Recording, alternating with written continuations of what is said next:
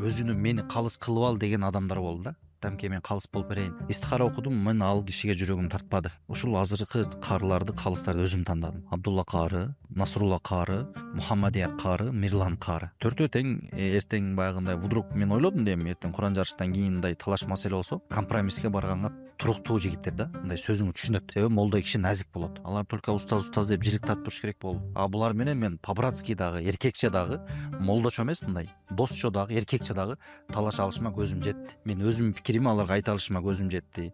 Алар мага тең ата сүйлөй алышына көзүм жетти.